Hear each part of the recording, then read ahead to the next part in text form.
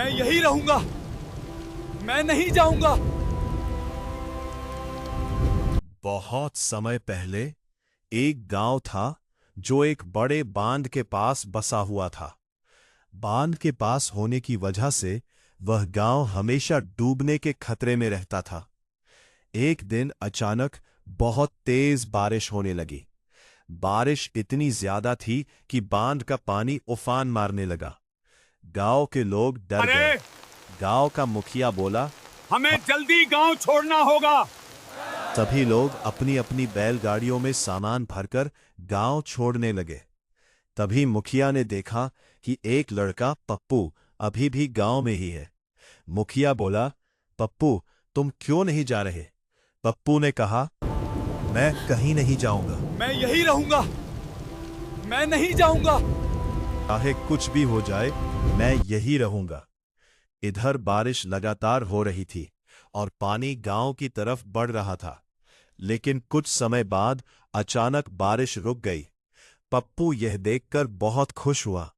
उसने सोचा, डर के कारण सब लोग गांव छोड़कर चले गए, लेकिन मैं यही रहूंगा, चाहे कुछ भी हो जाए। पप्पू ने खेती करने का फैसला किया। उसने मेहनत से खेतों में सब्जियां उगाई। फसल अच्छी हुई तो वह सब्जियां बैलगाड़ी में भरकर बाजार ले जाता और बेचकर अपना गुजारा करने लगा। एक रात जब पप्पू घर में सो रहा था, तभी हाथियों का एक झुंड उसके घर के पास आ गया। पप्पू डर गया और भगवान से प्रार्थना करने लगा। कुछ ही देर में हाथी वहां से चले गए। सुबह उठकर पप्पू बोला, हे भगवान, आपका बहुत बहुत धन्यवाद। कल तो मेरी जान ही चली जाती। अब पप्पू अकेले ही गांव में अपनी जिंदगी गुजार रहा था। लेकिन धीरे धीरे तेज धूप और गर्मी बढ़ने लगी।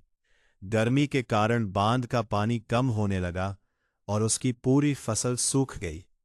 पप्पू उदास होकर बोला, कभी बारिश इतनी होती है कि सब डूब जाए, और अब इतनी गर्मी की जीना मुश्किल हो गया है। वो बिना खाना खाए ही सो गया। अगली सुबह वो बांध के पास गया और देखा कि पानी लगभग सूख चुका है। तभी पप्पू एक जाल लेकर आया और मछलियां पकड़ने लगा।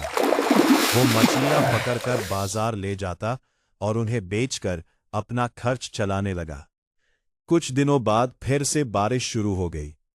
पप्पू यह देखकर बहुत खुश हुआ और फिर वो उसी गांव में अकेले रहकर अपनी पूरी जिंदगी गुजारने लगा।